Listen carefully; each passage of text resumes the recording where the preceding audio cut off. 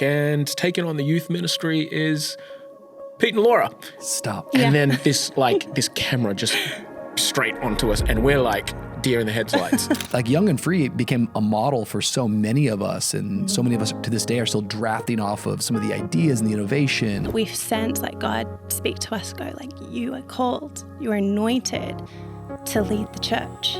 It just feels like this place is like partying like too much. And I was like, exactly. The most important narrative that you'll ever hear is the one you tell yourself.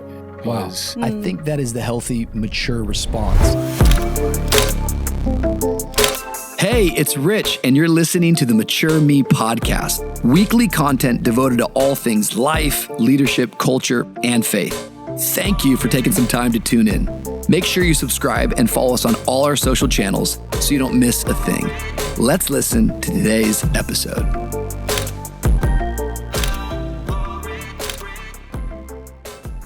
Hey everybody, welcome to a brand new episode of the Mature Me podcast. My name is Rich Wilkerson Jr. and I am your host.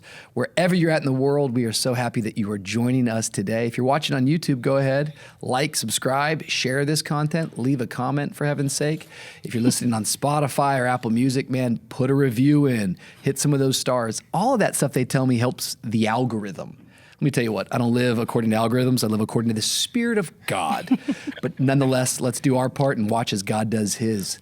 This is the podcast that we talk about growing, not just old, but growing up, getting better, learning, becoming, and whether that's faith, life, leadership, I'm here for all of it. And today, I'm so excited because I have two of my favorite people on the planet. These have been friends of mine for many, many years, and they're probably not strangers to you, but today we're going to have a little bit of a conversation with good friends, Pastor Pete and Laura Toggs in the house. Peter. Well, Peter. Peter. I always call you Pete, but... Pete's good for me, man. I like Pete's it. good. You like Pete? I love Pete. I find over here, like in Australia, I say Peter. But everyone over here, I've got to say Peter. Like if I go and order a coffee, Starbucks or something like that, shout out. I have to We're say... sponsored. Yeah, like that guy. you're sponsored. I have to say Peter, which is how you say it. So they know. And when you call him Peter. I call him... Petey boy. Petey Pablo. I definitely don't call you Petey boy. I call you Pete. But actually growing up, because you know how Australians always... You know, we always just, nicknames are our thing, or like just shortening names in general are our thing. So everyone used to call Pete Toggsy, to the point where no one really knew that his name was Pete. But then when we started dating, I was like, I'm not going to call you Toggsy. I'm going to call you Pete. And I it like really... I got a name. That was a change. That was Yes. like, I'm giving him an identity. I grew up being called Richie, and I'm named after my dad. Richard Wilkerson is actually my name. But I grew up Richie, and then we moved to Miami when I was 14, and I was like, I'm changing it to Rich. Yes. And that was like a big... That was your mature me moment. That was my mature Yeah. me moment. Let's But just now, I just turned 40 this year, I'm like, put me back to Richie. Richie sounds young and I like fresh. Richard as well. That guy's fun. You know? Well, Richard. Richard's a great Rich vibe. sounds like a Wall Street guy or something, you know? Rich is coming, you know? And Richard sounds like American Psycho. So our friend Richard Manna, we're sorry if you're listening. Richie just sounds like, I like that guy, man. He's everybody's friend. Yeah. Should I go back to that? I think you could. Your you dad know. calls me Richie. I don't know who started that, though. It's like, Really? Yeah, like some people call me Richie. I feel like some Australians I call me think Richie. I call you Richie. I call you think- Rich. I think you do. I think Jolie calls me that. Yeah. I don't know where that all... Richie is like if you're on an intimate level with one another. I mean, like in a way of like relationship. Yeah. As soon as you use that word intimate, it's like you have to like clarify what's context. Sorry, like, I know what you mean. Just you know what I mean. closer, As long as you know what I mean. I don't know about everyone else. I see. Yeah, the real Richie. I also do some poetry on the weekends. That's coming out in 2025. If you can't tell, these guys have got Australian accents. They are all the way from Sydney, Australia. Yeah. But you guys have done a whole lot in the short time you've been on Earth. But some of the things I think people might know you for is Young and Free, which we'll talk a little bit about that today. But the newest venture that you guys have got going on is that you guys just planted a brand new, life-giving, faith-filled, exciting church called Parable in Sydney. I want to talk about all of those things if we can today. This is going to be 2.5 hours, so buckle up. Buckle up. No, but I think it's really cool because you guys have been married for a while now. I want to kind of go back to just some of your guys' origin story of you met him when he was Toggsy. Did you guys I feel like you guys knew each other since you guys were little kids. Like, what's the whole story of how you guys met and how you guys got together? The Pete and Laura love story. I'll say the first half, and then you can finish it off. Just roundhouse kick it like Jean-Claude Van Damme. So my family, I grew up in Fiji, moved over to Australia when I was 1 year old, my entire family. And back then, my dad, was a bit of a drinker back then. And anyway, long story short, our families actually knew each other before we even knew what her family did when it came to church and Hillsong. So our brothers actually used to play, our older brothers, so Benny Houston and my brother used to play rugby together, rugby league. Football. I don't know what you call it over here, but what's the difference between that? Is that the same as Australian football or Aussie? Those are two different games or similar games? Like different Port Power, games. like Adelaide Crows? Yeah, so that's AFL. Okay. So that's Aussie rules or Australian football, which is more kicking, jumping, leaping. Rugby league's more like tackle, Just wrestle, tackle. grit, Get hit, concussed, that sort of vibe. Are you a big Port Power fan? Port Power? You ever heard of that? Adelaide Port Power? We're not, I wouldn't say that My we are apologies AFL to the people. Port Power, yes. You've probably been to Adelaide more than we have, Yeah. to be fair. Give me what Adelaide, give me what the American Adelaide is. Oh, you got to be careful now because this is your mother country that you love. But I think it might be something like Ohio, maybe, or... We've got a lot of listeners from Ohio, so if you could just take that back. No, I'm kidding. Hey, I'm not saying it's a bad thing. Yeah, I think you're right. I went to Adelaide a lot back in the day growing up because my dad used to preach at, is it Paradise? Yeah. That was their name. Yeah. And Planet Shakers. And so Adelaide, I probably went there like 3 or 4 times. And that's what I thought Australia was. I'm like, wow, man, this place is awesome. And then you came to the promised land, Sydney. It's like literally going to America 4 times and going to Des Moines. And going, oh, there's a New York and an LA. Yeah, no disrespect to our friends in Adelaide. We love you. all people. Just we want to make sure we're being really clear. All are welcome in the Mature Me podcast, but some cities are better than others. All right, sorry, keep going. So where was I? So our brothers used to play rugby league together, sport on the weekend together, and I was probably 7 at the time, and I was 6. She was 6, and that's when you guys fell in love, huh? Well, this is how it all kind of I did anyway. So our brothers used to play football together. Long story short, I'm going to be saying long story short like the whole time, but it's never short. So I'm going to keep going. Short story long. Short story long. So my parents had a religious background, but we weren't going to church. We weren't in relationship with God or anything like that. And being of, Islander, South Pacific, you always had reverence for the man of God or the pastor. Now, we didn't know her dad was a pastor, Pastor Brian, as we would know. And so one day my dad's flicking through the newspaper and he notices Pastor Brian in the newspaper. Well, my dad's heart drops because he feels so ashamed because he had been inviting all the dads to, my dad used to run these barbecues called the 3 Bs, where they talk about booze, boobs, and barbecue. This is real? It's real. And he never understood. He's like a professional sinner. Yeah. He's so professional. He never understood why would this guy not come? Because my dad would not want to go to that. He's like, I'm not going to the 3 Bs, George, man. I'm not going to the 3 Bs. I can't do that. That's funny. Yeah. So then every They had, time... like, flyers and stuff. Right. Had a full acronym put together. We're pretty passionate about these 3 things. Exactly. Okay, my dad used to invite so many people. see if you can over. redeem it really quick. Try to redeem it. Bibles, believing besties. There we go. Right? Redeemed. Yeah. That's what we do with Halloween at our That's church. what I'm going to do. Redeemed Bible Halloween. believing Hallelujah besties. Day. I like that. So then every time Pastor Brian would turn up to the game to watch Ben and my dad would turn up, my dad would always go to the opposite side of whatever sideline her dad was on because he just felt so ashamed. Wow. And again, long story short, or the short story long, is we kind of got invited to church from her family and a bunch of other church families that were a part of then Hillsong. And the rest is history. My dad gave his life to Jesus, my mum, our whole family, and, never looked backward. And it's actually incredible because at those games is where I first saw Laura. So when I was 7 years old, while our brothers were playing their game, we would go and play in the playground while we wait for our older brothers. And I remember looking across the way and seeing her in the playground. She was eating a green apple. I don't know why I remember this, a green apple. And she had one of those hats, blue hats, but with the blue flap out the back. Did you guys have that over here? I think so. It's like you have a flap out the back. I don't know what it's for, to block the sun rays on the neck or something. Neck rays. Neck rays or something like that. You'd be shocked. I mean, your dermatologist should give you something for the neck. Yeah.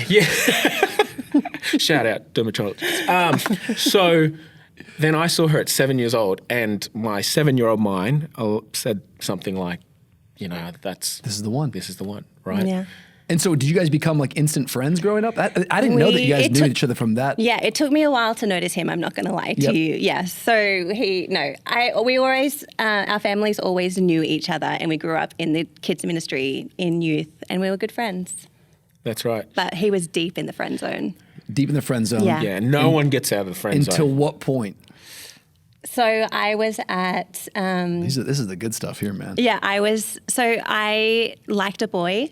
That wasn't him. Yeah, that guy was a loser. Yeah, he was. Although I became He's a real human. He's watching. Okay, sorry. Right? No, but that guy was wrong. Yeah. But he was. Okay. And I became his friend, not to be his friend, but to keep close watch. Is this true? 100%. Oh my gosh. He did. I was like, yeah. You lay a hand on her. Okay, so you're like navigating in. Yeah.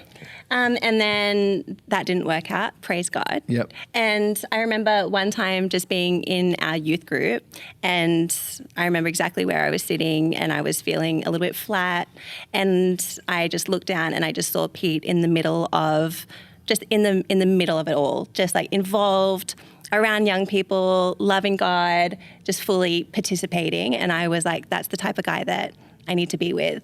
And then it was just kind of like this, I remember someone telling me, I'm going to pray that your eyes change toward Pete.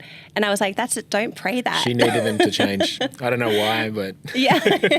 He has aged like a fine wine. I will say that. He's gotten better with age. And so, look, back then, it was different. It was different. And but it's so funny because I remember this guy saying that, and I'm like, what a weird thing to say. That's just odd. That's strange. Yeah. Don't say that. And so you were pretty like resistant to this idea. oh yeah, See, people would be like, part of the story. People would be like, you and Pete, you get along so well. You're such good friends. Like, and You're I'd be I'm like, not no, marrying this guy. I'm not trying to no. date this guy. Yeah, she was one of those people that said, I see you as a brother. And when you hear that, it's like... Yeah. You don't forget something like that. Marry your brother. You don't That's marry your that's brother. never going to happen. Yeah. And I'm like, I'm not your brother. Yeah. But that's how she would see me. And so... So how old were you guys when you ended up getting married? I was 21 and 22. he was 22. So I was sitting in youth and I looked down, I saw him. Yep. And I was like, that's the type of guy that I need to be with. Plus I know that he loves me, and he would always he just was that friend that would remember my birthday, and it's just those things, those little things that made a huge difference in the end. Man of God. And then I was like, maybe I am attracted to him. And that was it. She was attracted to my heart. Hey, it starts with the heart. Starts with the heart. Starts inwardly, works outwardly. It starts inwardly. It's like salvation. It's like like salvation. That's Revival. what this relationship was. And you guys did you guys get married in Fiji? Yeah, we did. So yeah. I feel like my first memory of you guys is not even a memory with you guys. It's like pictures from your wedding that I remember like I feel like there's a picture of like Carl and Ben with like long hair and tank tops. I'm like, what is this cool wedding? And you're like in this like cool like dress, and then there's like Pete. I was like, this looks like the best party ever. But I didn't know you guys yet. Like I've seen this through like these images.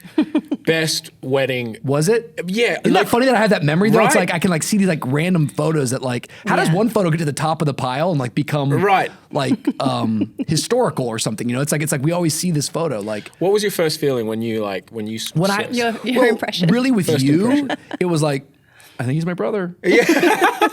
I think that I probably should have been like in the wedding party, but they don't know me They yet. don't- yeah. It's not right. just me. He's giving brotherly. Yeah, I'm a brother. Do you ever think there's people that you meet or see from afar? You're like, oh, we'd be like really good friends, but you know what? I'm actually being. It sounds funny, but I'm actually being serious right now. I have a principle which is flow, don't force. Like Spirit of God type stuff. It's like flow, don't force. And there are people. This is not a lot, but there are people. I'm like, that's one of my really good friends. We just don't know it yet. Right. Wow. And I would say when I saw you guys, I was like, oh, these are like my people. Yeah. Yeah. we just don't know it yet. And I actually think there's still probably people like in my life right now that I can still see that from a distance. And it's like, oh, you're waiting for the stars to align in a proper way. And when you force it, it's really awkward. Yes. And when it flows, it's like actually really, really cool. Yeah. Is that a weird thing to say? No. I've never really said it publicly, but I feel that way. I'm like, oh, I could be really good friends with him. Yeah. Well, Whenever I see Matthew McConaughey, I'm like, that's gonna be one of my good friends. oh, absolutely. I believe that. Green light. Don't force, Yeah. flow.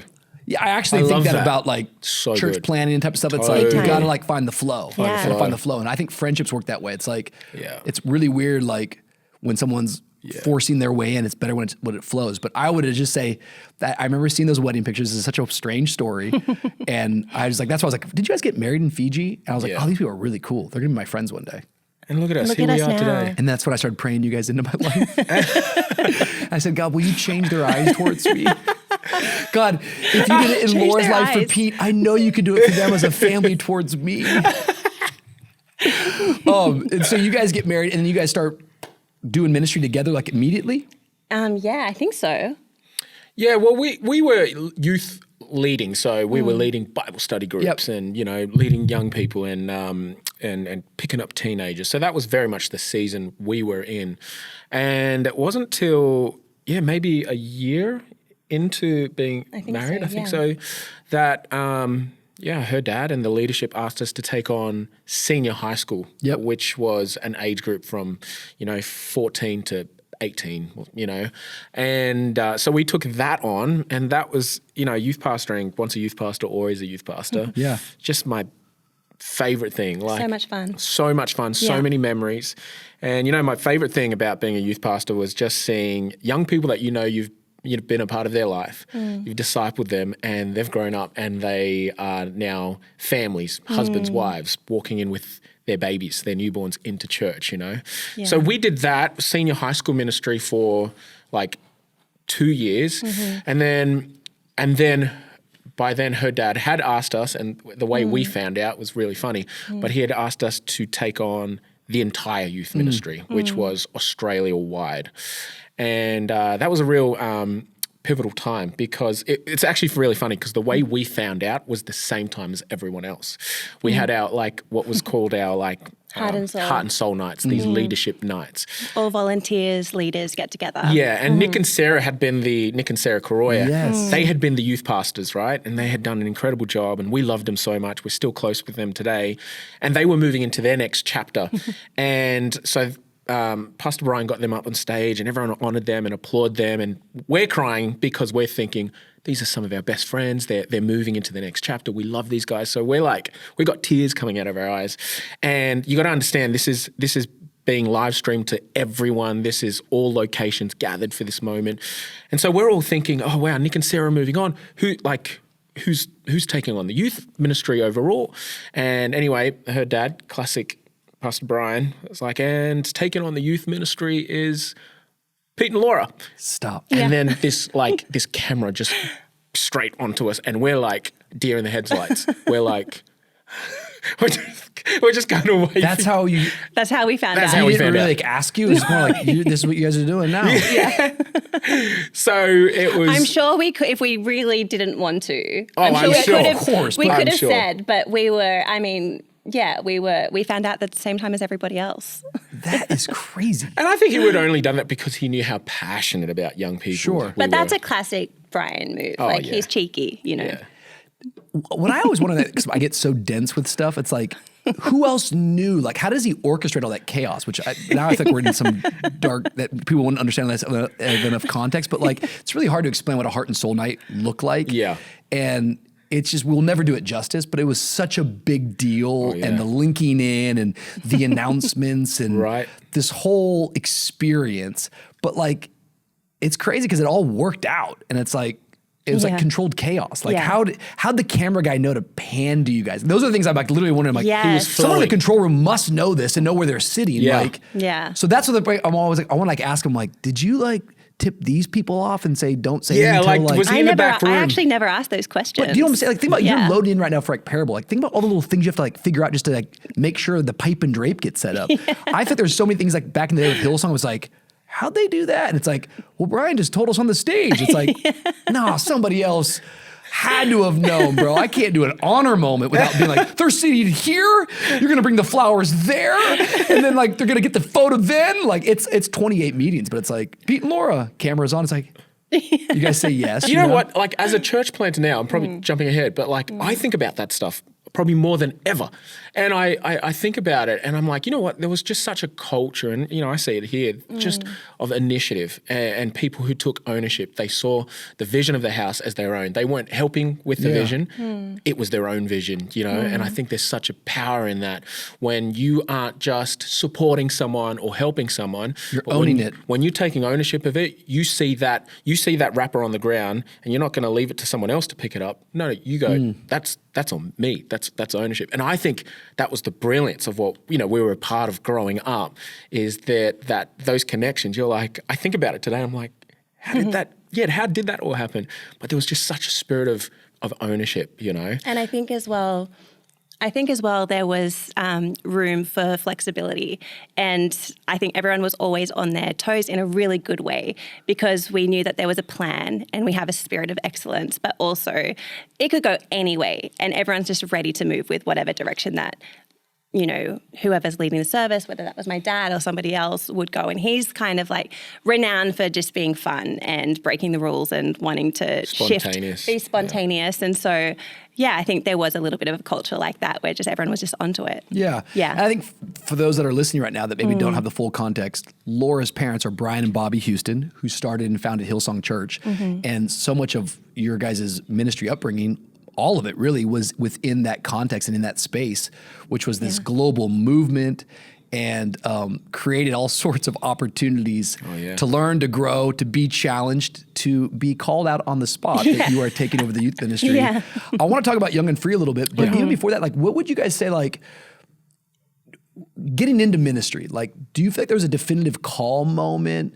Or like a lot of like when I talk to you and even the idea of like this term like flow, it feels like you guys kind of flowed into it. But is there any kind of moments you can like recall like, all right, I want to preach the gospel. All right, I burn for the church. Like, because I think it's going to play into the part of obviously where you guys are at now today. But can you think back on some of that stuff as you guys are maybe newlyweds? Maybe it's before you got married. Like, yeah, I think individually, like I definitely felt a call of God on my life personally.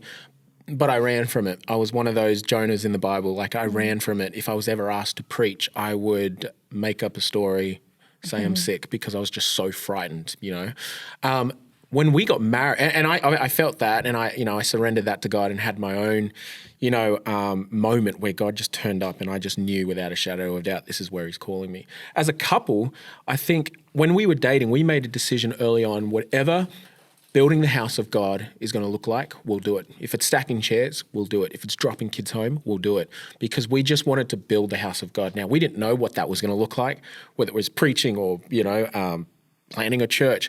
All we knew, and I think we still lead with that today, that flow, whatever it is to build the house of God, to build the local church, that's what we want to be a part of, and that's what we've put our hand up for, right? Yeah. And I think it was a progression. It was something that, you know, started and then it evolved a little bit and then a little bit more and then a little bit more. And I think we just said yes, you know, like whatever kind of was in front of us, we just stepped in wholeheartedly and tried our hard to just, to be obedient to God and do our best and, do what was within our hand.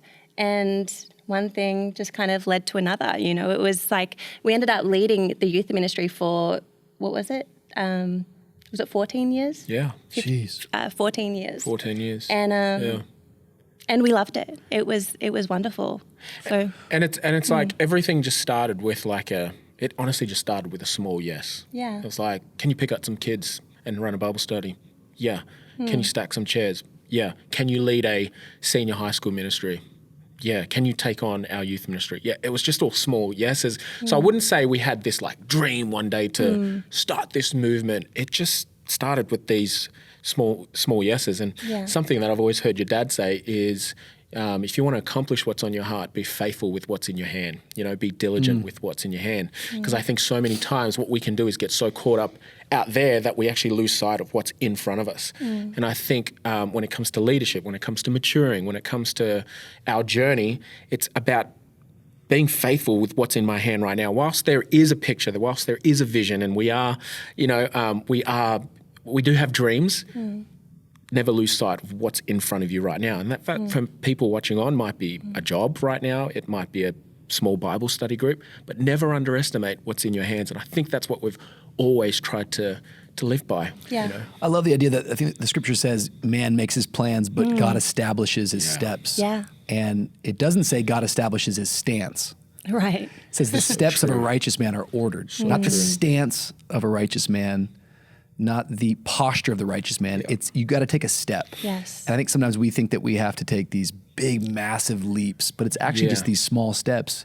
And if you're surrendering your life to God, I think he's going to order them. And before you know it, it's like you look back at, Tolkien says, one goes a long way little by little, like so little by little you travel far. Yeah. And that's just the truth. It's like you never really know what you're a part of until you kind of look back at it. It's like, oh my goodness, look at all that was accomplished. Yeah. Isn't that true? I do think, Laura, that you sit like in a very unique seat, and like you grew up in this home of global pastors, this movement that I don't think we've saw something like it before it, and certainly right now there's nothing on the planet that looks like it, Hillsong Church. And we could talk more about that too, but before we get there, I just want to talk about like you and like your surroundings. Like I think the other part that's maybe contextual, and I don't know how this all makes you feel, but like her brother's Joel Houston. Right. And for 20 years, he's out with his worship band, his band filling out arenas, singing worship songs. And that's just like, oh, that's my brother and that's my parents.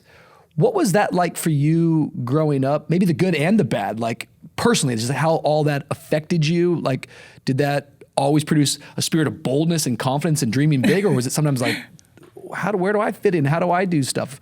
I think now looking back, you can see all the big things that you've done and how they would applaud that. But talk a little bit about just growing up in that context. Yeah, I think, I loved it. I think just to put it like plain and simple, I really I loved growing up as a pastor's kid, a church kid. I loved being, Brian and Bobby's daughter and Joel and Ben's sister and so-and-so's friend. Like I was so grateful for the environment. Even at a young age, I just remember, I remember just looking around and just really being really aware of how beautiful and special it was. And so I never really felt in the shadows. Like I never really felt, I don't remember ever comparing myself to my brother or feeling pressure to be anything because of my parents. I think there was always a very, a really good, healthy environment that allowed us kids, as pastors' kids, or even just as kids in general, to just do things in our own time, figure things out in our own time. So even, with my relationship with Jesus, I just remember all of our youth leaders and everything just giving me space to figure that out. And so I think, with this awareness of being a part of something really special and wonderful, but also having that flow, the freedom to flow as well. I really sensed that. And so even the difficult things, the challenging things, they didn't feel like challenges because I understood the call, I understood the purpose. My parents, we didn't plan to talk about our parents so much, but it just naturally happens, hey? But they always say that when they made their vows to one another, their vows were because we know that we are called together. And I think as a family, we really kind of took that on as well. We just all felt like we're in this together. And that wasn't just, exclusively Joel, Ben, myself, my parents, but just this kind of family of faith. We're in this together, we're doing this together. And yeah. Do you think growing up in the home that you grew up in, that maybe we shouldn't use the word force, but that maybe instilled in you to think bigger, dream bigger, see more? Because what you guys did with Young and Free in so many ways, you did it for a long time, which I think everyone should hear that. I think people want big results or they want to have, things that affect so many people, but it's like, you were there, you did that for 18 months, bro. I think too many people plant seed, they never stay around long enough to see the harvest. Right. So doing something for 14 years, you're going to see some beautiful results and wonderful fruit. Yeah. But like Young and Free became a model for so many of us, and so many of us to this day are still drafting off of some of the ideas and the innovation and the programming and the thoughts and the culture of it all. Do you think growing up in that home that gave you maybe an advantage, or raised with a dad that dreamed big, that like that is just instilled in you? Yeah, I really do believe that it came really naturally to us because of that, because we were in an environment where everybody was just encouraged and empowered, and it was, you know, lifting the ceiling so that people could rise up, and there were just layers and layers and layers and layers upon of leaders and ideas, and so yeah, I really I think it felt very natural for Young and Free, especially. We took on the youth ministry, and I think there's an anointing upon Hillsong Church for worship. There's a mantle placed upon the church for worship. And so United had originally been the youth worship team. And at that point, when we took on the youth ministry, they were touring a lot. They were like you said, you know, they were just doing having Madison Square Garden and they're 33 with kids. It's like, I don't know if you're in the youth ministry anymore. But we still like your music. Yeah. So we really felt like it was time for to bring through a new generation. And then we just had a conversation with my parents, and they sensed the same thing. And what was really amazing was that they were like, let's give this our full backing, not just like, you know, a C-grade version of something or no, we're going to put our full backing behind this. And so I think because, you know, we had that, our church, our broader team really rallied around us, and we just put the call out there, and we said, you know, to our youth ministry, hey, we think that we're going to do this, or we're going to do this, and we want to produce a new sound that's going to allow young people to meet Jesus, and, you know, give young people a voice to be able to express and learn the Word of God and all of those things that worship is. And we put the call out there, and then these amazing young people turned up, and it was very. I don't know, when I look back on it, it just was drenched with the favor of God. It really was. You know, I can't take credit for it. It was so much bigger than us. It was so much bigger than anything that we could force, or it wasn't contrived in any way. We were intentional, very intentional, very purposeful. We were really intentional about what kind of sound we wanted, very intentional about what is it that we want young people to sense, to feel, what kind of declarations do we want to make. You know, we were very purposeful about that. But in the terms, I didn't go out there auditioning young people, or it just, God just brought them around us. Who came up with the name Young and Free? So we did. Yeah, we did. Is there any story behind that? It's such a great name. It was actually so much better than VOO. VOO is awesome. We can't come up with a name. We'll make up one. Welcome to Zillow. It's like, dude, like VOO. Yeah. But Young and Free is such a strong, because it embodies something right away without you having to describe anything to me. This is what we are. I think we're big believers as well of calling things what they are. And, you know, and that's very much where our youth ministry, our local youth ministry was at. We felt like there was a season where we were going through young people were coming to youth, but they were leaving more emotional. It was just, you walk into a service and you're like, that was a bit intense. You know, we need to not lighten it up, but just but enjoy this. Enjoy this. So this season should be light and fun. Yeah. And so get your whole life to be heavy. I actually got a word. I received a word, and it was joy. You know, and I was like, okay, we're going to create a sound of joy, and you were really intentional with that in the way you did that. Yeah, we created things the way you made things sound. Yeah, and it was all based around that one word, joy. Well, I will say too, in the last few years where there hasn't been any projects coming from that space, that is sort of a missing component right now, I would say, in the worship space. I think it makes sense too from 2020 and all the things that have happened, but most of the music that's come out is heavier. It's, it is not some of my favorite, Wake and some of these songs that we were singing with Young and Free, Alive. Like, yeah. That's interesting that you say that you're going, hey, I want to be intentional that we're going to create a culture for young people in the church. Yeah. And that is that church, we enjoy it. We don't just endure it. Yeah. The season should be enjoyed. And look for the need. Yeah. What is the need? What is the gap? That's what we've always tried to do. We've tried to identify, like, what is it? It's not about replicating what somebody else is doing. That's never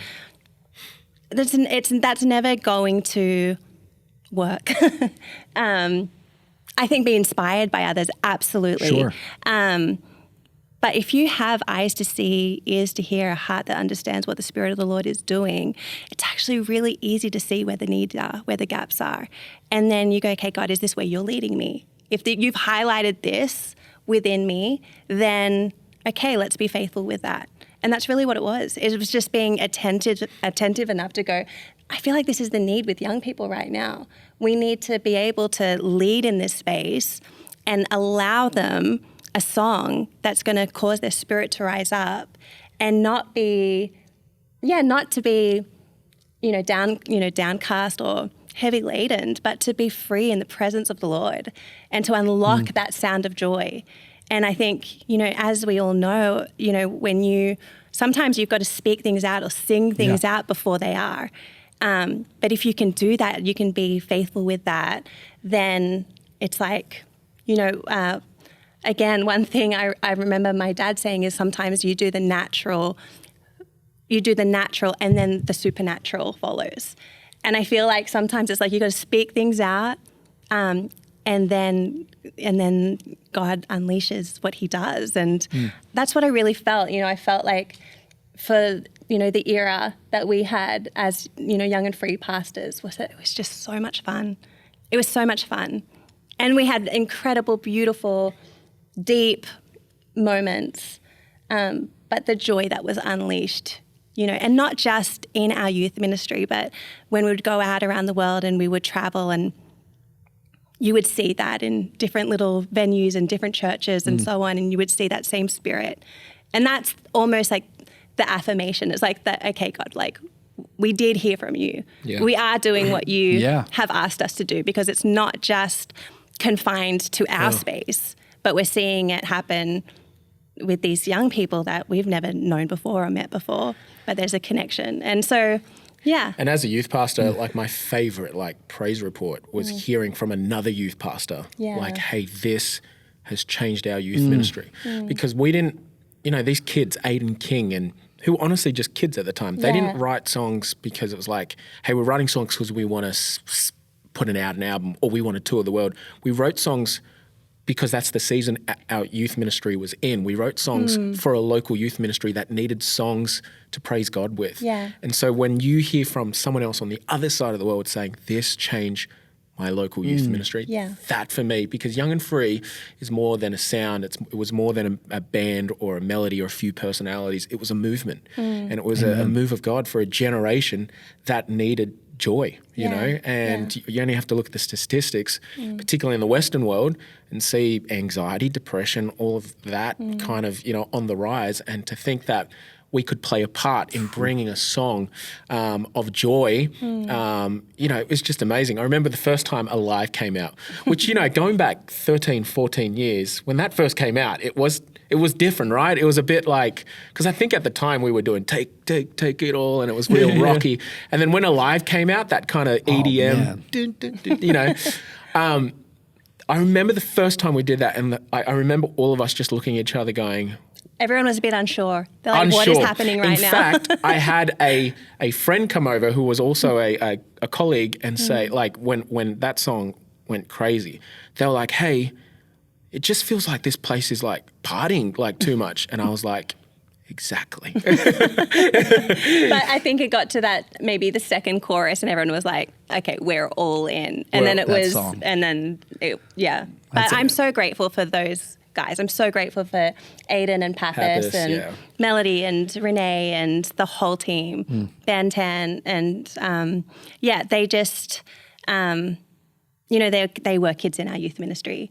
And I remember initially we made the call out, and one of our really good friends, Matt Crocker, who is our age, I was like, Matt, can you just come and help us? Favorite songwriter. Shout out, Maddie. Yeah, Maddie. Fire, fall down, your fire. Sorry. Great song. Any opportunity to sing. Anytime I can do that. And that was in the labor room when Wyatt was born. True story. Strange song to pick, but that's what I chose. Wow. I love that. Really love the Holy Spirit.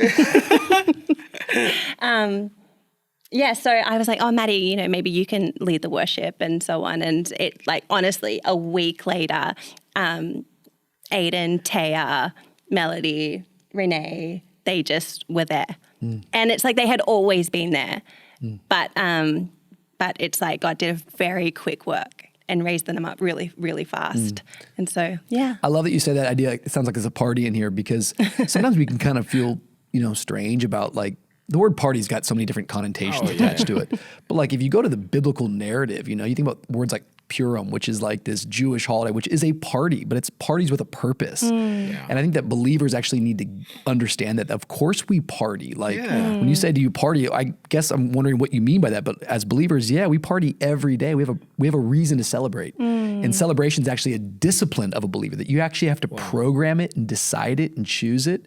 Because as you celebrate, the result of that is going to be joy. This is Nehemiah now. And the joy of the Lord is our strength. And the only way you're going to find faith to move forward is if you celebrate today. And so I was thinking about Acts chapter 16. I'm getting ready to preach it here in a couple of weeks. And the jailer, the arm, the walls, the doors get opened up, and they go and they baptize this whole guy's household. And that night they celebrate. What a weird time to celebrate at the house. This guy's probably going to get killed for letting them out. Paul and them are sentenced. Paul and Silas are sentenced to death, but they're taking time to celebrate. Yeah. What a weird time to celebrate. But you're not a follower of Jesus. We can celebrate at any moment. We can throw a party at any moment. Yeah. And I'll tell you this much. I don't know. Check with the guys. Check with Papas. Check with Aiden. I don't know, but check with them. 2013, I think it is, the Fillmore Theater VU conference. Yeah. Before we'd even started a church, I'm talking about, we had a night that I think was going to rival all of your youth camps. They talk about that. I know the youth camps in the tent, and I've seen the videos, but I'm just asking about the Fillmore. I feel like, were you there? I don't know if you No, I missed that one, but they talk about it this thing was going off. Love it. Right. It was pumping, man. Yeah. Is that what you guys still say in Australia? Yeah. Pumping. I love that. Popped off. They talk about that night vividly. Yeah. That was a night. That was a night. I love heard that. about that. So obviously multiple times you've made connections back to your parents and how much they've impacted you. Strange few years, and a whole lot said about Hillsong Church, a whole lot said about your mom and dad. It's a broad question, but maybe we can kind of talk into it. How has that impacted you and affected you? You guys are doing amazing things, and I feel like you've kept your joy somehow in the midst of all of that. Can you talk about any of that in terms of what the last few years has been like, maybe for both of you guys? Yeah. Go for it.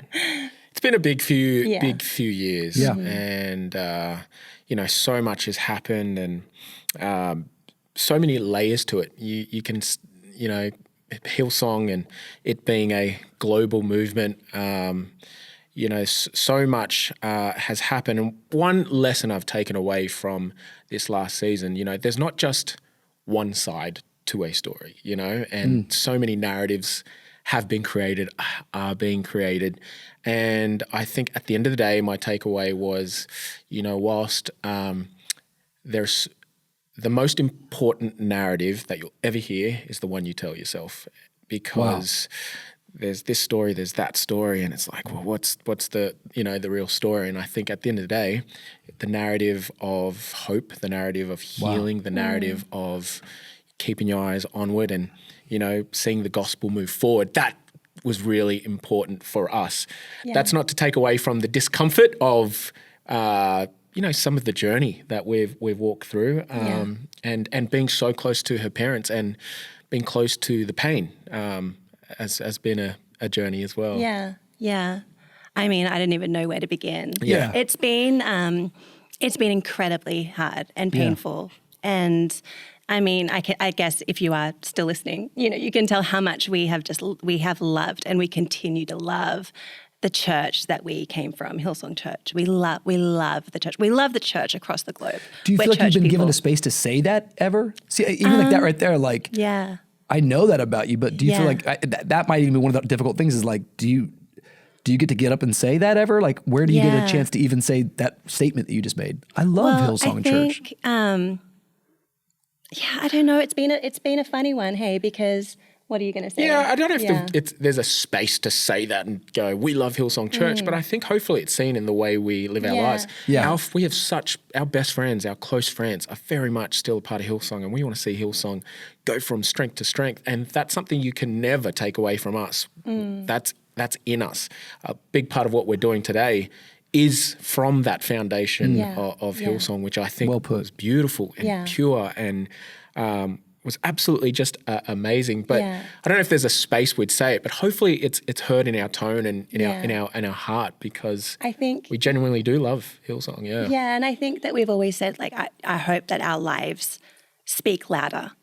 Very good. And so for us, I think even the fact that we have started a church, I think that we, actually around this time last year, we really had no idea. We were in transition from finishing up at Hillsong. For me, all 36 years of my life was there.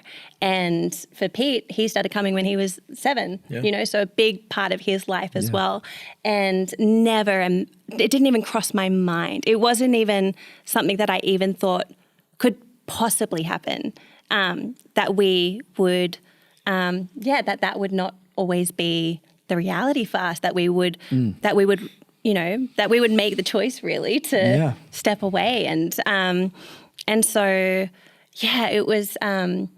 it was huge. But the fact that we are here and that we have decided, we want to continue to love people and build a community and worship the Lord and encourage people in the Lord. And I think that has been one of the most beautiful parts of this story for me personally, because I think, when I finished up at Hillsong, my whole identity was challenged. Yeah. And my whole identity was in our church, and I don't really blame myself for that in hindsight, because I was born into it. It's my friends, my family, how I met my husband, like my children now, my place of work. It was everything. So that all gets shifted. Yeah. And you can't help but go, who am I without this? And I think I tried my best for as long as I can remember since a little girl to steward my heart well and to make sure that, like, I've known Jesus since I was a little girl, and I've known that my identity is in Christ alone. But still, like, if I was to say, oh, that's not going to shake me, like, we're lying. It's shaken a lot of people. But for me to know now, like, that this is real. Like, I love the Lord, and He loves me, and He is all that I need. When things get stripped away, He's all that I need. And I know that. And we could have done anything. We could have changed careers. We could have moved to a different land. Like, we could have, and we entertained all of those things. But we've sensed, like, God speak to us, go, like, you are called, you are anointed to lead the church and to build the church and to love the church. And so for us to know that, and it's not just something that was asked of us, from, truthfully, my parents, but something that now we know we've made this decision for ourselves because we've heard from God for ourselves. Like, that gives us a confidence now, doesn't it? That gives us a different kind of boldness in what we're doing. And so, I could tell you,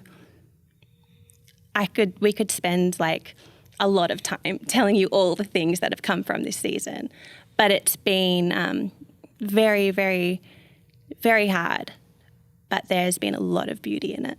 Oh, yeah. Yeah.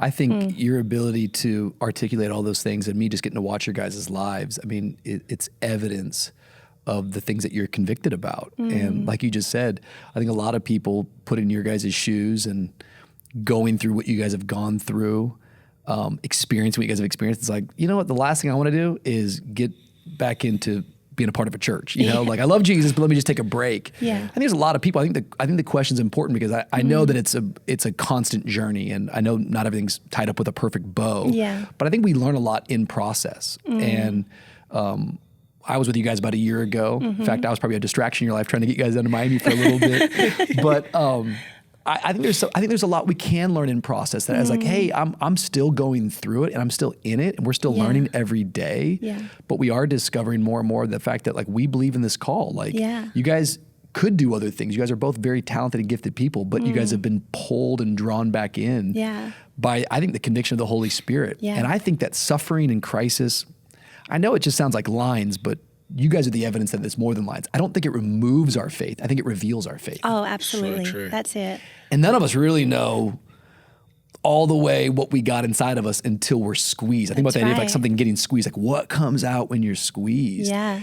And I think what I just love listening to you guys in private and of course even here on the pod and just watching your life is just your ability to try to protect people, try to protect your heart. I think that's massive. Is there anything you can talk about that in terms of like how to guard your heart? And because I think you guys do that like in a really beautiful way. And I think as leaders, we're never going to get to escape the challenges and the hurts. And I don't think we're victims. I don't want to have that mentality either. No. That's a hard thing for us to fight. Yeah. Is there anything that you tell yourself that you're learning? I love that idea of what the story we tell ourselves, because that's a whole like revelation for me. Like the story I tell myself will be the life that I live. So that's a good way to say it. There's always two sides of the story, and then there's the story you tell yourself. Which one are you going to believe is usually the one you tell yourself. Yeah. That's exactly right. And I think we can measure our as followers of Jesus, we can measure our proximity to God based off if things go our way. And as I've journeyed life a little bit longer, things don't always go the way you planned. And does that mean God's not good? No, God sees the beginning from the end from the beginning. Yeah. He's in every detail. And I think we can sometimes measure proximity based off if things go my way, if things going my way, well, God is good. And if it doesn't, it's like, where is God? But I think suffering, I always think of the persecuted church. And, in one way in the Western world, there's persecution to a degree, but, you think about our brothers and sisters, who have to really their life hangs in the balance because of their faith. They could be killed tomorrow. And I just think about suffering. Suffering isn't the persecuted church doesn't see suffering as a God is not there or absent. They see suffering as a drawing near to God. And that's changed my life because I go, suffering doesn't, because I think as followers of Jesus, we can begin to think, when I suffer, it means, well, where's God? And he's not there. But I think suffering is actually, it's a drawing near to God. It's a drawing near to his purpose, because it's in that suffering, you know who you are. I heard a famous preacher says, he said this, that, you know what, I've gone blank, but he said something awesome. He said something really great. But no doubt this season, and it's the tough times that really reveal your faith, but it's also the tough times that God will really reveal himself. Yeah. And God's revealed himself in a way to us this past season that I think if things were going our way, I don't know if I would have seen God in, I think I've experienced him in a brand new way that I wouldn't have experienced if things were just hunky-dory. I think that is the healthy, mature response. And once again, we're just having a conversation. People are watching. It's like, it's very easy for us to sum up things in sentences and statements. Sure. We've got to go live all this stuff out. Yeah. And I think it's always a mistake. I do want to say this to people that are watching right now, because suffering is one of those things that shouldn't just be expected. I think it's inescapable. Like, it's part of the human condition. It's part of life. I think we make a grave mistake when we try to compare our suffering or our hurts to one another. So true. Just like I think comparing to people is probably a mistake for the most part, usually always. It's like, if I compare myself to you, whatever suffering or story, it's like, it's either going to lead to an inferiority complex or a superiority complex. And I think if I'm going to compare myself, I want to compare myself probably to Jesus, which hopefully would lead me to a place of humility. And I think when we start comparing ourselves to Jesus, that helps us discover the real outrage. And the real outrage is not that I was just treated unfairly. It's that he was treated unfairly. I'm not good. He is good. The other day I was in the car with my son, Wyatt, and we pull up to, I don't know if it works this way in Australia, but we pull up to a street light, and sometimes people that are homeless or on the street will come by and ask for money. And this gentleman walked by who was clearly homeless, and he had a sign, and he had a cup, and he was asking for money, and the sign said, "God is good." And kind of an interesting picture. You know, you got this guy who doesn't look good and looks like everything's all bad. You got the sign that says, "God is good." And the boys were like, "Dad, you got any money?" And I didn't have any money. And Wyatt goes, "Dad, is he homeless?" I'm like, yeah, I think he's homeless. And Wyatt goes, "What's his sign say?" I said, "His sign says God is good." And Wyatt goes, "What?" He goes, "How can that be?" Wow. And it was such a beautiful question that kind of tripped me up. I don't know if I even came up with the best answer in the car ride, because it's like, how can God be good if this is the circumstance in the situation? And in that moment, it's like, well, Wyatt, things can be bad and our God can still be good. Yeah. And I don't know that man's story. I don't know how that man got there. But I know that if we're going to blame God for all of the bad in his life, we have to equally blame God for all the good in his life. He's still breathing. There's still sun above him. There's still oxygen in his lungs. The scripture says that God gives grace, you know, to the just and the unjust. And there's something about that it sounds a bit ethereal, but for me, I haven't gone through what you guys have gone through, but I've gone through what I've gone through. Yeah. And I think it's a mistake for us to be like, "Oh, I've never been that way." Oh, I think absolutely. we've all got our own story. We have to own it, and we're all going to suffer in some way. Yes. And I think for me, what I find hope in is a theology of going like, wait, I serve a God who's good. We live in a broken world. Yeah. I should expect things sometimes to not go as planned. Yeah. But there is a God who has a bigger story that he's telling. Totally. He has an end game that one day it will far outweigh all of the bad that I'm going through. And when I look to Jesus, that to me is the only thing that brings me stability. It's like he was good and got my bad. Yeah. I'm not good, and he still gives me good. And it just helps me, I think, when it gets this big and this broad, of how to make somewhat of sense, because it helps me tell a story. Yeah. And I think like joy, you've got to protect it in seasons that don't go your way. And that's something we continue to do the work on, and we have done the work on, but to not allow your joy to be taken. And, you know, going back to that whole thought of joy, you know, Philippians is an interesting book written by the Apostle Paul, but he wrote that from confinement. Jeez. He wrote that from prison. And it's one of the most joyful, like he talks about joy multiple times in confinement, in prison, which means joy isn't based on circumstance. Joy isn't based on if things go my way, but my way, Aussie coming out. Joy is based on where do I find my satisfaction? And, you know, that's the quote, is that I heard a preacher say, God is most glorified in us when we are most satisfied in him. And I love that thought, because I go, okay, so joy doesn't come from whether this goes my way or whether that person understands me or whether the sun is shining or not. Joy is actually, it comes from, I'm satisfied in you, God, in your presence. Beautiful. And we've had to fight really hard to protect that joy. And not just in our situation, I'm sure in many situations, in church life, in ministry, because the enemy would love to rob your joy. Hence why it brought us back to Young and Free. You know, like that's why we thought we need to bring joy back, you know? And I think it's just a big part of our story is never allowing joy to be robbed from us, right? I think, interestingly enough, I had a moment the other day. Because we're in a really good place. And, you know, obviously there's moments and you feel the weight of, you know, the challenges and so on and the pain. Of course, we have those moments. But we're in a really, really, really special place right now. And I had this moment where I was like, oh, no, I'm getting away from that place of wilderness, and I was sad about it because of the deep fulfillment and satisfaction of growing in intimacy with the Lord in that place of just like utter brokenness. And I was like, oh no, like I'm getting far. I never want to get far away from that place. I never want to get too far away from that place because it was so holy. It was so beautiful.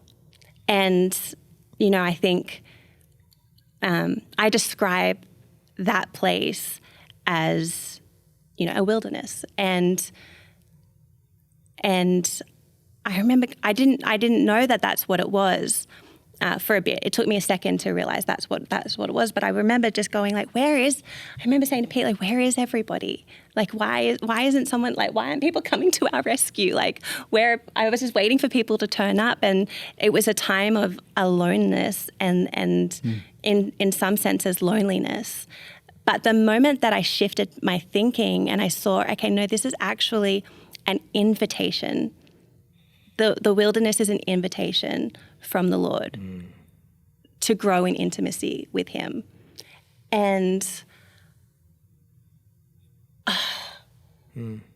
as painful as it was, I just am so grateful for it because of what I can't describe what that has been. And yeah, and we're here. You know, we're here. No, you're here. We're not just here. We're You guys here. are doing amazing Yeah, things. we're here. So I can't help but when I'm talking to you, and this is a little bit of a sidetrack, but I think it's a good sidetrack. Like, you are your mother's daughter. oh, Isn't that right? Oh, yeah. What do you love about your mom? Bobby Houston, ladies and gentlemen. Bobby Houston. She is. I don't know. I love her so much. She is. What would you say in terms of like the story of Hillsong Church and what that thing became? How important was your mom's role?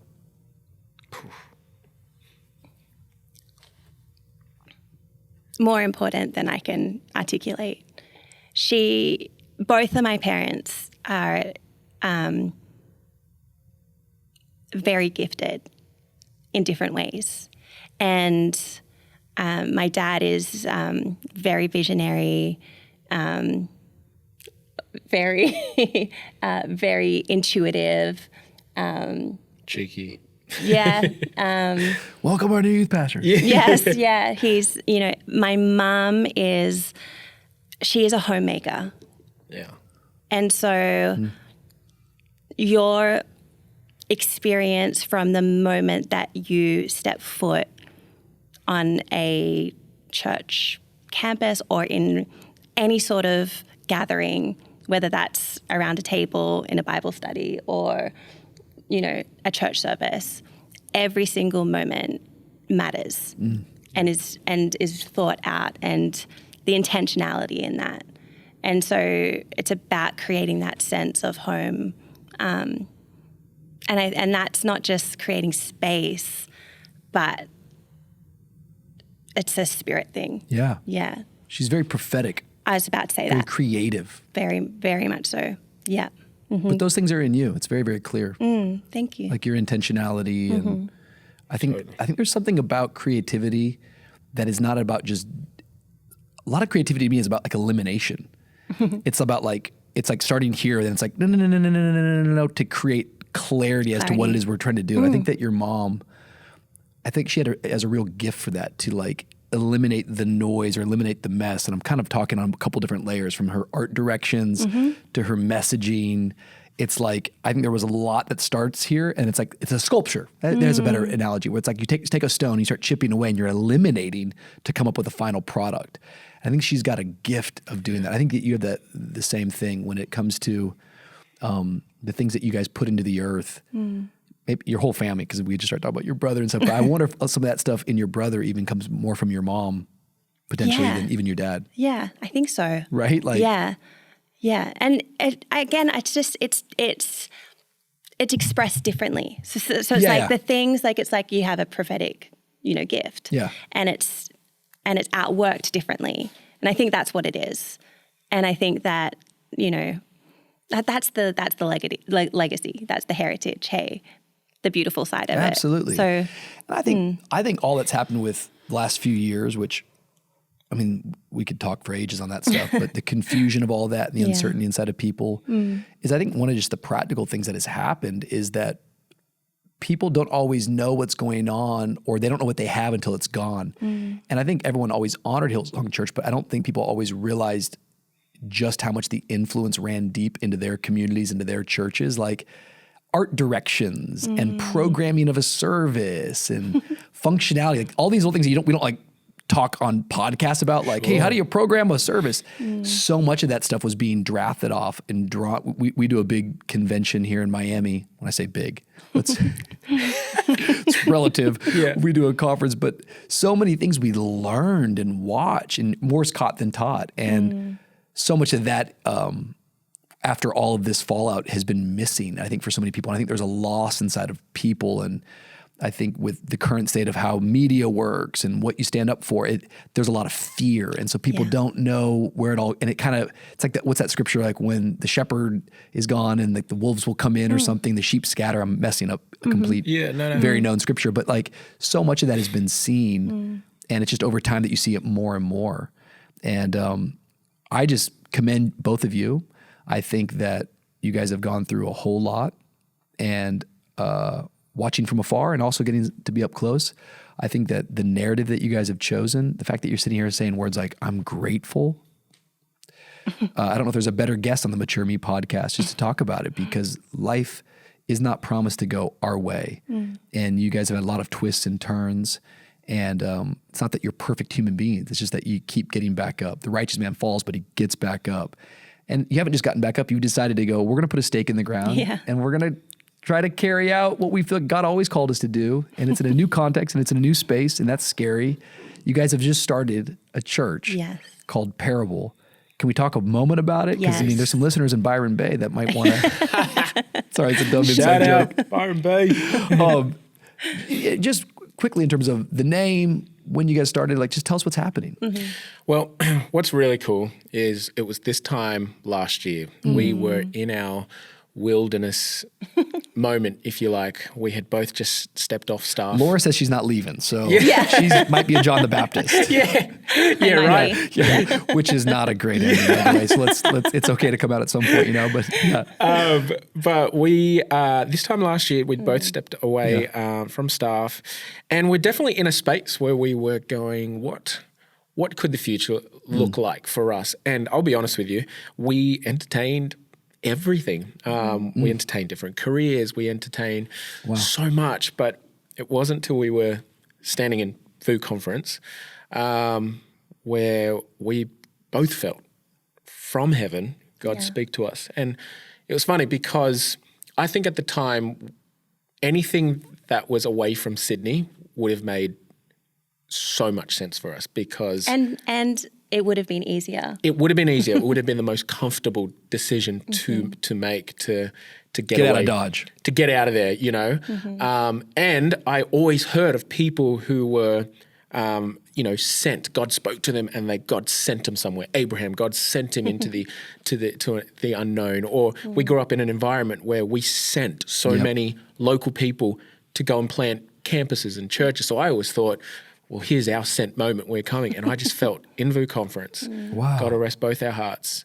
And you were very much on this journey with us. And I so appreciate that, because we felt like God say, stay home. Yeah. And I've never really heard too many pastors who are like, no, stay home and plant, church.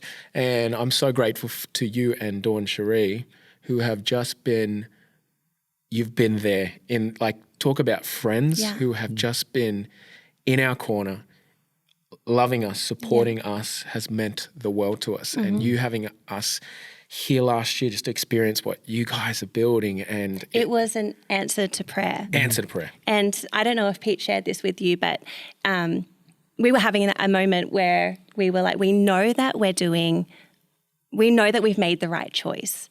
We don't know what's next. And obviously there's a pragmatic side of that. We've got 3 kids. We've got like a mortgage. So we're like, having a moment. And Pete just prays one of those like guttural prayers. Well, it was actually with our kids. With the kids, with the kids. Like, God, like, just like, look after us. Like, please look, like, we know you will look after us, but you still pray those prayers. You cry out to God. You get a bit desperate. And and Pete we went to bed that night and woke up and you had text us. That morning. And so. Crazy. Yeah. I didn't know that. That's yeah, cool. Yeah. So crazy. And even just, there were times over the last couple of years where I said to Peter, I'm like, I just would love to spend some time with Richie and Dawn Cherie. And I'm like, but I don't really know how that's going to happen. We'd had like little interactions like that. And so, yeah. And so last year, just being here, seeing what you guys are doing, it really did confirm what was placed upon our heart. That's so cool. Yeah. Yeah. See, we knew we were going to be friends from the flow. That's it. Right. All the way back to that. Right. Parable. Yeah. Why'd we name the church Parable? And give me the story. Not only does it sound good, just sounds good, don't you think? It sounds very good, which is important. Creative. Yeah, I think that, parables. So Jesus shared parables, and it was his way to bring understanding of things that we can't see, his kingdom, and revealing his kingdom here on earth. And so for us, it's just as storytellers, it just made sense. We're telling the story of Jesus and we get to ready the hearts. Like, that's the other thing. Like, Jesus is returning. Like, Jesus is, like, that's, Jesus, he his death, his resurrection, his ascension, he poured out his spirit, the church was born. But Jesus is coming back again for his church. And so, all of this, like, we talk about the challenges of the last few years, it's just such a distraction. And so there's such an urgency within our spirit to be faithful with the time that we have to do our part to build the kingdom of God and to ready hearts for salvation. And that is what a parable is. It was Jesus revealing his kingdom. Guys, Yeah. it's fire. Yeah. It's fire. Yeah. And the whole thing looks absolutely amazing. If you're in the Sydney area, a lot of listeners, man, this podcast is what we call an international podcast. I don't think the word international matters anymore because we have YouTube and Instagram, you know? Yeah, it's a global ministry. It's a global ministry. So I usually ask people, and I'd love to ask you guys as we come around to a close, what's an area in your life right now that you're praying for God to mature you in? Great question. What's an area you're going, God, grow me in this? And it can be very practical, or it can be just it's the now kind of thing that you're going, I got to grow. For me, it's as a church planter and you're pioneering churches, and we're only in very embryonic stages. Having said that, like, we've seen church go from strength to strength and such beautiful people coming to be a part of church. For me, it's really reminding myself of having real faith to believe God can provide, and I've always believed that, and I've grown up in that, and I understand, but now getting a revelation for myself, like, God is my provider. If I'm honest with you, I think I shied away because of this last season, walking through some stuff. It's easy to shy away from, believing God for things in our life, you know, and I think a lot of people can shy away from prospering, because prospering is, it's this idea that you only give to get. But I feel like I've just been reminded in my own life, like, you know what, trust God that He'll provide. He's Jehovah Jireh. He's our provider. And, whilst when you put Him first, He will come through. He will open up the windows of heaven. Now, we don't give to get. We don't put God first to get. But when you do put God first in your life, He doesn't let you down. Something we've grown up hearing is you will never come second when you put God first. Amen. And for me, it's this big reminder all over again, like, I'm going to pray some crazy prayers again. I'm going to pray some things, not just material stuff, but I'm going to believe for some crazy things in our life, some awesome things, not crazy things, but some awesome things. And I've just started to write down my prayers, and not in my phone. Like, I actually get a pen and paper out and I start to write down what the most specific prayers. And cool story is, like, I wrote some of these prayers last year, and like 90% of them have come to pass. And I'm like, Laura, look at this. We need to write more prayers. We need to write more prayers. And that's something that I really want to continue to mature in and step out in. So nothing like planting a church that'll test that, right? Right. God, you better believe for God. Yeah. It's funny because in an act of like humility, or at least we tell ourselves that, we kind of live smaller. Like, yeah. And I don't think, I know what you mean. We're not trying to go for materialistic things, but like we want to dream big dreams for God and we want to reach people and we want to go for it. And we want to create a place that's like, we don't want to shy away out of fear. That's it. We want to exactly be what I'm led saying. by the Spirit of God. Yeah. You're going to do it. Yeah, that's really a big one. We don't want to be led by fear. Yeah. And so I think it's, it's understandable why we would have some of those reservations. But yeah, I think we want to be true to who we know that God has called us to be, and that is to think big and dream big and really, like, for me, I mean, I don't know. We should have answered this for each other. Yeah. Like what he would say about, That's a good idea. It ends up being like therapy. Yeah, marriage. you might need like a counselor afterwards. You'll Well, I'll tell you turn where into a Laura counselor. needs to mature, Rich. And she's pretty immature here. Yeah. In fact, this morning. Yeah.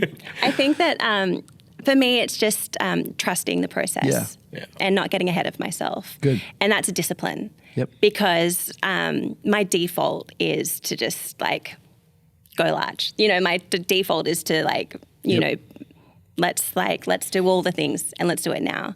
And so for me, it's a discipline to go, no, it's okay. It's to come back to what we started with. It's that flow and being satisfied in that. And we are that, to be honest. Like we are so just loving, like we're loving the journey, and it's hilarious. We just laugh all the time. We laugh at the things that we're doing. You have to. You have to. Because it feels like you're about to cook a meal and you've opened up your pantry. Yeah, it's like, what can we cook dinner with tonight? What are we going to with make? these ingredients? And it's like, we need a whole lot of that source of faith and just like make this work, Yeah. So The big lie of the enemy in this season, and every season as leader, I shouldn't say this season, but you guys have an interesting spot because you were a part of something this large, which has other types of blessings like resources and like team. And now you're coming down here with maybe the same spirit, the same capacity of thinking, but you've got this amount of resources. Yeah. yes. But what I've learned, and this is something, I like this question because I don't think that we grow by default. I think we grow by design. And so if we can't admit currently right now an area that I want to grow, it means that you're not aware of like something that could potentially be weak. That's like, it's not that this is defining me, but I'm immature in this category and I need to mature in it. And I think an area that I'm immature in, that I'm trying to mature in, is this idea of like when I'm doing something, I have this like thought that comes through my brain. And I think these days now I just call it the enemy. It's like, oh, a good leader wouldn't have to be doing this right now. Wow. And so when you're running on Sunday mornings to a loading, you're like, oh, what am I doing? A good leader wouldn't have to be loading in right now. And I think every time that thought pops up, for me, it's actually the indication that that's what good leaders do. Yeah. Oh, they actually do load in, and good leaders do sit in this meeting. Yes. And good leaders do look at all these budgets, and good leaders do go to this counseling moment, and good leaders do show up for the prayer meeting, and good leaders do come out early, and good leaders do stay late. So Come on. Anytime I feel like, oh, a good leader wouldn't have to do this, I'm like, that's the enemy, and I'm a mature in this category right now. Funnily enough, we are having so much fun, and there's something really, what's the word that I've been using? Like cathartic. Yes. About doing a lot of the detailed things that in our didn't have previous to. role, well, I think what would happen was that there was just this incredible team, and so we would set the vision, and then the people would just run with it, and then often you're like, oh, like, okay. Sometimes we're like, what should we do? And whereas now it's just like, if we don't do it, it doesn't get done. It's not happening. But it's so much fun because I think it's like, someone said to us, essentially it's like it's a startup, and so anything that you can do yourself, you do. The things that you really, really can't do, that's the stuff that you outsource. Very good. And I love that. And what that has meant for us is that we've been able to just rediscover all these things that we love that we just haven't needed to do for so long, but now we do. And it's just kind of like, I feel more creative than I ever have before because I love that. Like, I'm doing it, So you know? true. And Pete's the And same. realizing you're Yeah. gifted in areas you didn't think you were gifted in. I'm discovering new things. man, I can actually lift these boxes pretty good, man. Like, I'm actually pretty strong. What is cool about all those things is that this is when culture gets laid, and the way that you guys do it now is how others will do it later. Yeah. So Yeah. you get to redeem, and you get to go, this is how we do stack chairs at Parable Church. Yeah. Yeah. And this is how I remember our first couple of years, I used to go out and park cars, and it was fun for me because it's like, So we used to say, like, you know, the prayer that we have is that when the tires hit the parking lot, the miracles begin to flow. So when I was in the parking lot, I'm like, guys, we're praying as soon as these tires hit the parking lot, miracles begin to break out in people's lives. Well, that becomes like a cultural statement. It's like, we're not just parking cars. That's it. Miracles start occurring You're setting right the now. tone. You know, you're setting Yeah. the tone. And so Yeah. it's very exciting. I love both it. of you guys so much. We love you. We love you. Grateful for you guys. It's going to go amazing. If you're in the Sydney area, check out Parable Church, of course. But hey, if today's conversation helped you in any which way, do us a favor, give us some feedback. If there's anything you ever want to know that we can be answering, leadership-wise, life-wise, faith-wise, put a comment right there in the chat. Go ahead, subscribe, and share this content. Until next time, we're believing the best is really yet to come in your life. We'll see you soon.